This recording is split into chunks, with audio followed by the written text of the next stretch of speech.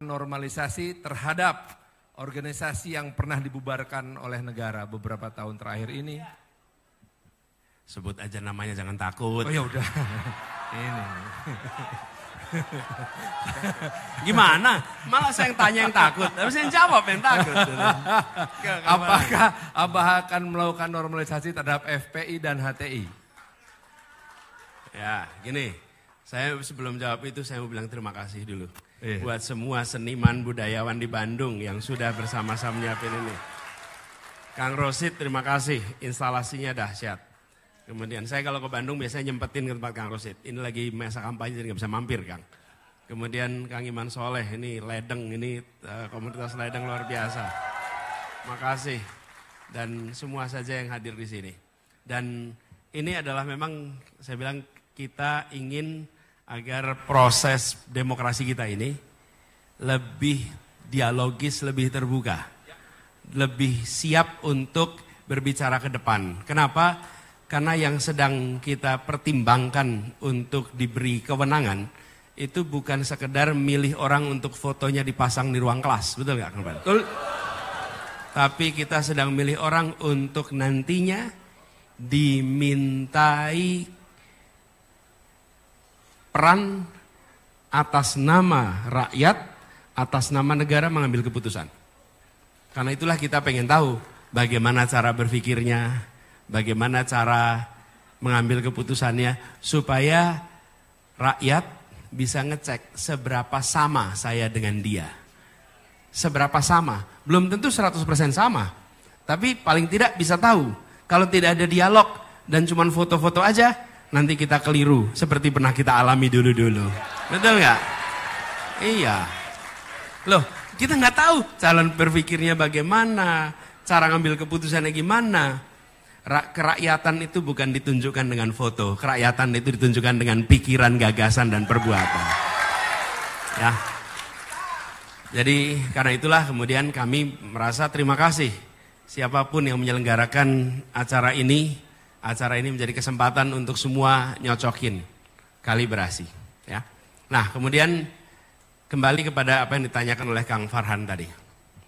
Negara ini adalah negara hukum. Setiap warga negara memiliki hak untuk berserikat, berkumpul, melakukan kegiatan apapun juga. Negara tidak bisa mengatur pikiran orang. Negara tidak bisa mengatur perasaan orang. Yang negara bisa atur adalah perbuatan. Bila melakukan perbuatan yang melawan hukum, maka hukum akan mengambil tindakan untuk didisiplinkan. Betul ya? Jadi pikirannya tidak boleh. Nah kita harus menghormati pikiran. Kadang-kadang kita ingin menyamakan pikiran. Kadang-kadang tanpa sadar kalau ada orang beda pikiran harus sama dia dengan saya. Tidak boleh. Nggak boleh. Dalam ruangan ini saja belum tentu semua pikirannya sama. Dan negara tidak pernah bisa mengatur pikiran. Kita mengatur perbuatan. Jadi, bila kemudian ada organisasi yang melakukan tindakan melawan hukum, maka hukum akan berlaku pada organisasi itu, apapun organisasinya, dan kemudian dibuktikan di pengadilan. Nah, apa yang sudah menjadi keputusan pemerintah, itu keputusan pemerintah. Sudah jalani kemarin. Jadi bagi kami, kita hormati keputusan yang sudah dilakukan oleh pemerintah.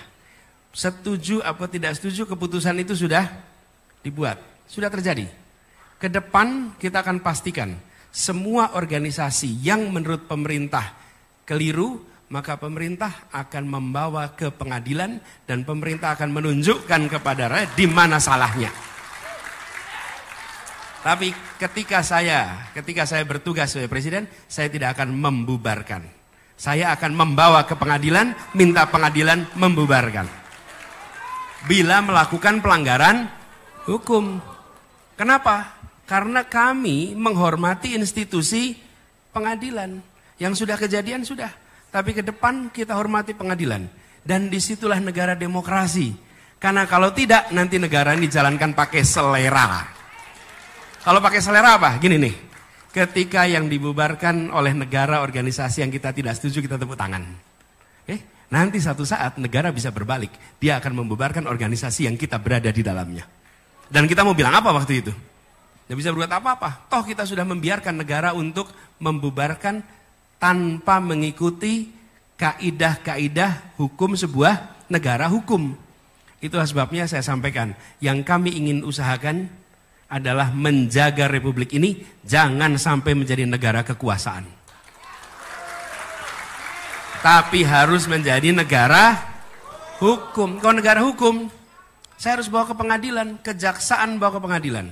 Bila saya menemukan si X menurut hemat kami melakukan pelanggaran, bawa ke pengadilan, bawa ke pengadilan. Kembalikan itu. Tapi kalau tidak, akhir-akhir ini kita menemukan, beri contoh, kita membiarkan penyimpangan-penyimpangan itu bergerak pelan-pelan. Ada misalnya pembubaran organisasi, udah kita diamkan. Kenapa? Karena kami nggak cocok dengan organisasi itu, biarin aja. Ada undang-undang ditetapkan tanpa ada pembahasan, kita biarin aja.